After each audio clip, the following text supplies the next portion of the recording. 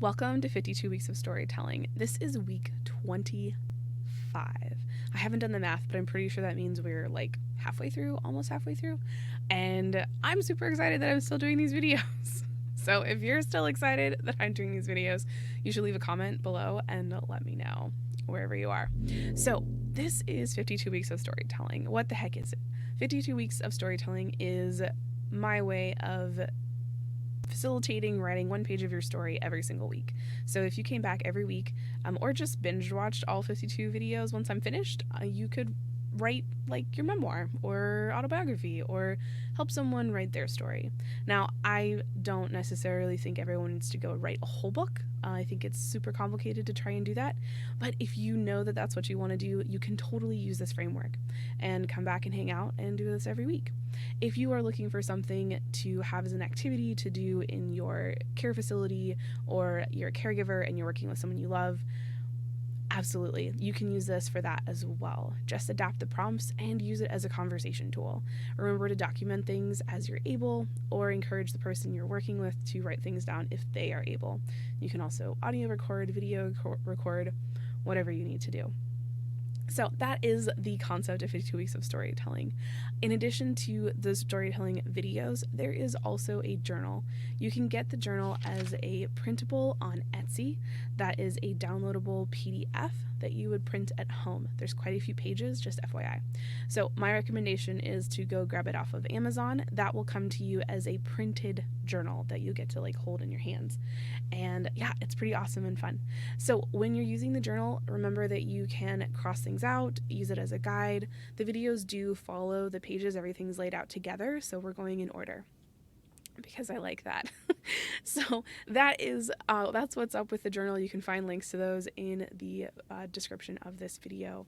So with that, I want to introduce you to the legacy storytelling method.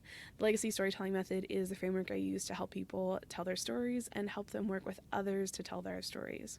So we start with the 5 W's. They are who, what, when, where, and why. The why is usually where people get a little tripped up. So the why, in the way I think about it, is why did you get to this moment? What happened? Why did this moment happen? And really all the things and components that come together to make the moments in our lives happen. So that is the why. The second part of the legacy storytelling method is digging deeper. Digging deeper focuses on feelings and impact and really what you want people to remember about this moment. With that, I want to give you the intro to the weekly writing prompt. So the weekly writing prompt this week is a day at the beach. So think about let me back up. If you've never been to the beach, just pick another place. Or, what would you want a day at the beach to be? Who would you want to share it with? What would you want to do? Where would you go? And daydream a little bit. So these prompts can be used backwards and forwards like that. You can focus on something that has happened to you or something that you want to have happen.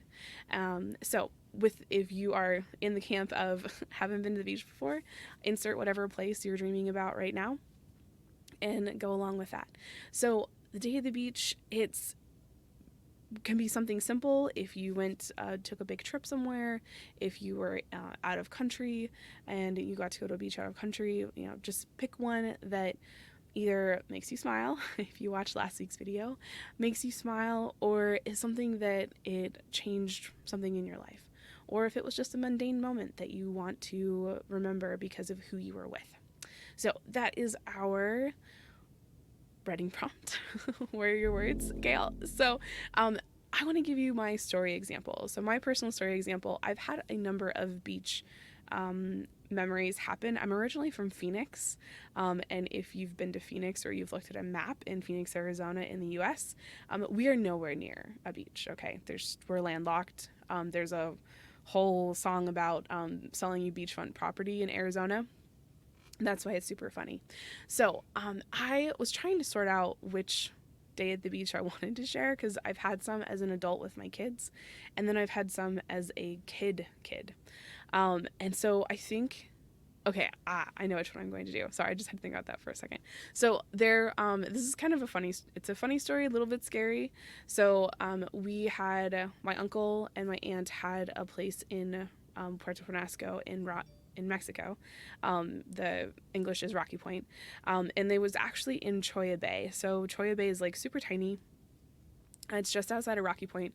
And they had a place out there, and we could walk to the beach from their house. And I think I'm going to have to clarify how old I actually was, but I couldn't have been more than 8. I think I was 5 or 6. And somehow I got separated. So I wanted to go walk back with my older cousin. And God, I had to have been older. I don't know. I'm going to have to ask.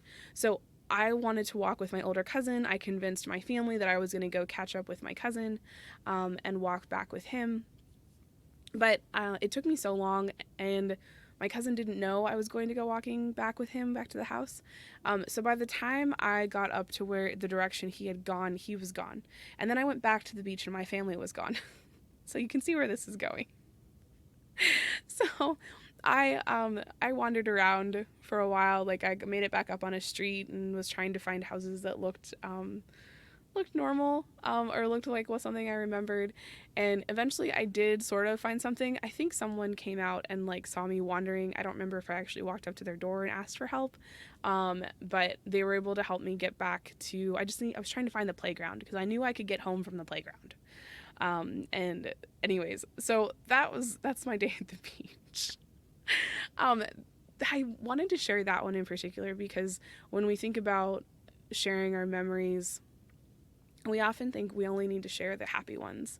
And if you've watched any of my videos or read any of my articles, you'll know that I'm a big proponent of sharing all the pieces of us, of sharing the pieces that are hard, the pieces that are sad, the pieces that are sometimes ugly, and that maybe aren't as flattering. And I think those pieces are what makes our beautiful human experience a whole picture. And I think that's really important when we're writing down our stories and when we're talking with others to help them write their stories, that every moment matters, no matter how they felt in it. And if they feel compelled or want to share it, that people want to hear it.